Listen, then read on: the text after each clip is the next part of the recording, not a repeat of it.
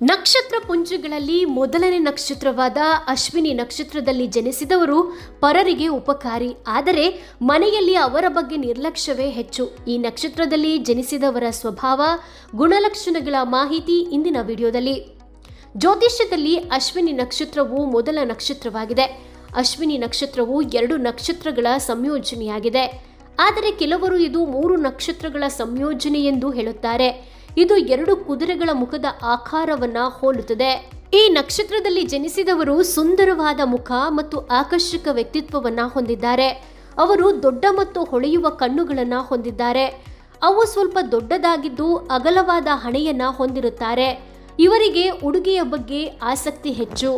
ಅವರು ಸೃಜನಶೀಲ ಮತ್ತು ಸುಂದರವಾದ ಆಭರಣಗಳನ್ನ ಪ್ರೀತಿಸುತ್ತಾರೆ. ಈ ನಕ್ಷತ್ರದಲ್ಲಿ ಜನಿಸಿದ ವ್ಯಕ್ತಿಯು ನೆಮ್ಮದಿ ಮತ್ತು ಶಾಂತಿಯನ್ನ ಪ್ರೀತಿಸುತ್ತಾರೆ.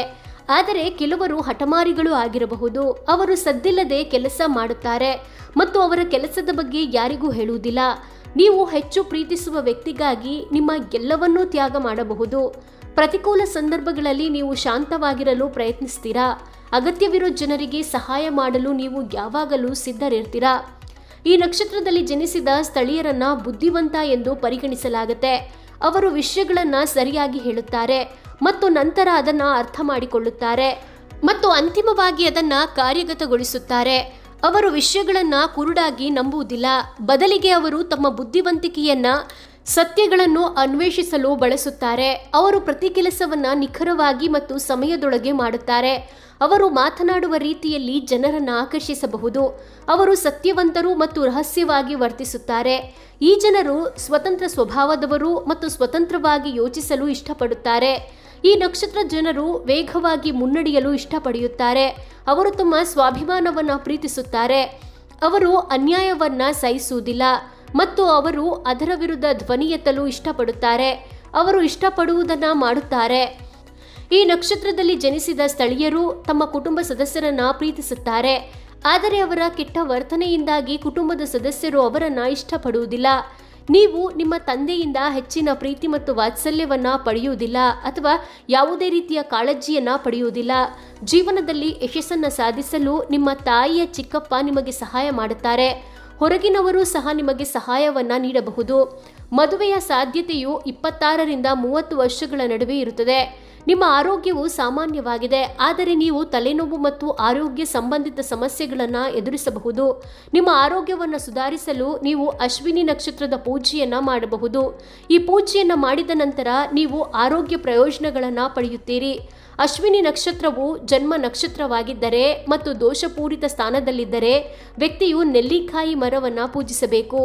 ಮೊಣಕಾಲು ಈ ನಕ್ಷತ್ರದ ಅಂಗವಾಗಿದೆ. ಇದು ವಾತವನ್ನು ಪ್ರತಿನಿಧಿಸುವುದರಿಂದ ಇದು ನಿಮ್ಮ ಆರೋಗ್ಯದ ಮೇಲೆ ಪರಿಣಾಮ ಬೀರಬಹುದು. ಈ ನಕ್ಷತ್ರದಲ್ಲಿ ಜನಿಸಿದ ಸ್ಥಳೀಯರನ್ನ ಸಾಮಾನ್ಯವಾಗಿ ಪ್ರತಿಯೊಂದು ಕೆಲಸವನ್ನ ಮಾಡುವಲ್ಲಿ ಪರಿಣಿತರು ಎಂದು ಪರಿಗಣಿಸಲಾಗಿದೆ. ಅವರು ಸಂಗೀತ ಮತ್ತು ಇತಿಹಾಸದ ಪ್ರೇಮಿಗಳಾಗಿರಬಹುದು. ನೀವು ಸಣ್ಣ ವಿಷಯಗಳಿಗೂ ಒತ್ತಡವನ್ನು ತೆಗೆದುಕೊಳ್ಳುತ್ತೀರಿ. ನಿರಂತರವಾಗಿ ಕೆಲಸ ಮಾಡೋ ಮೂಲಕ ನಿಮ್ಮ ಎಲ್ಲ ಅವಶ್ಯಕತೆಗಳನ್ನು ನೀವು ಪೂರೈಸುತ್ತೀರಿ. ಈ ನಕ್ಷತ್ರದ ಜನರು ಮುಖ್ಯವಾಗಿ ಸರ್ಕಾರಿ ಕೆಲಸದಲ್ಲಿ ಕೆಲಸ ಮಾಡುತ್ತಾರೆ ಮತ್ತು ಸರ್ಕಾರದ ಸಹಾಯವನ್ನು ಸಹ ಪಡೆಯುತ್ತಾರೆ.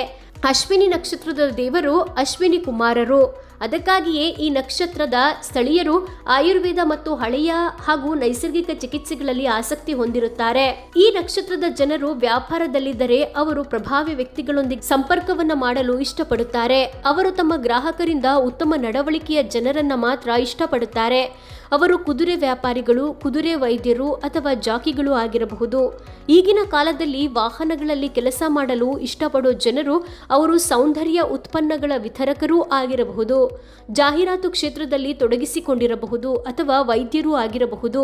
ಇನ್ನು ಅಶ್ವಿನಿ ನಕ್ಷತ್ರದವರು ಗಣೇಶನನ್ನ ಪೂಜಿಸಬೇಕು. ಇದರೊಂದಿಗೆ ಚಂದ್ರನು ಅಶ್ವಿನಿ ನಕ್ಷತ್ರದ ದಿಕ್ಕುಗಳಲ್ಲಿ ಮತ್ತು ತಿಂಗಳಿನಲ್ಲಿ ಚಲಿಸುತ್ತಿದ್ದರೆ ಅದು ನಿಮಗೆ ಲಾಭದಾಯಕವೆಂದು ಸಾಬೀತುಪಡಿಸಬಹುದು.